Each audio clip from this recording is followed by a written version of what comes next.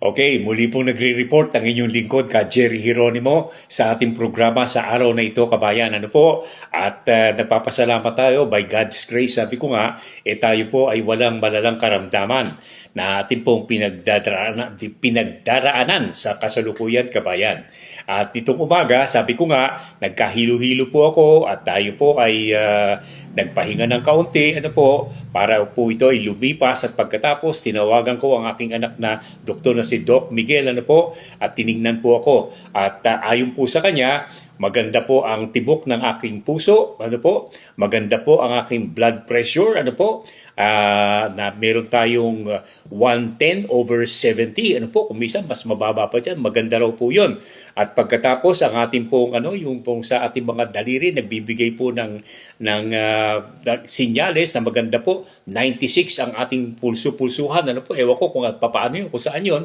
At pagkatapos, yung tibok po, at pagkatapos yung ating pong baga ay okay po. Bagamat tayo po naman ay nagdaan po sa isang munting karamdaman, kabayan, dahilan sa nung kami po ay lumabas nung New Year's Day at saka nung kami po ay nag-worship, sapagkat nakakulong po, hindi ako nakapag-face mask, ay nakasaga po ako ng siguro masamang hangin, nagkaroon po ako ng ubo, nagkaroon po ako ng sipon, bagamat hindi po nag-alala ang aking anak na doktor sapagkat before that, we were given flu injection, kabayan.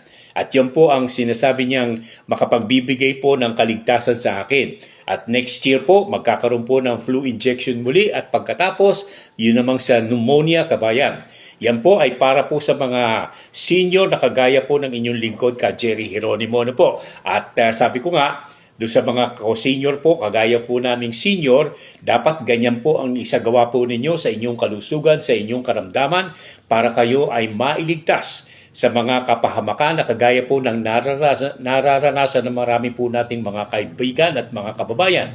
Meron po akong mga kakilala na nasa banyo, hindi po humahawak. Alam nyo, kapag ako po ay nasa banyo, naliligo, kabayan, meron po akong isang bangkito ron. Meron po akong bangko na inuupuan. Never take your bath, standing, kabayan, para po sa mga senior. Never. Sapagkat maaaring magkaroon ng problema kapag kayo ay nagkaroon ng vertigo at nahilo. Delikado po yan, kabayan. Once na kayo po ay tumumba, nahampas ang ulo o ano paman, yan po ay magsisilbi po isang bagay na hindi po ninyo makakalimutan at inyo pong pagsisisihan, kabayan. Kaya yan po mga payo natin. Never take things for granted para po sa ating mga kababayan na kagaya po ng inyong lingkod na senior na po. At yan po ay ating maipapayo based on personal experience, kabayan. At syempre, from time to time, tingnan po ninyo, patingin po kayo sa inyong mga doktor para po malaman ninyo ang tunay na kalagayan ng inyong pangangatawan at ang inyong kalusugan.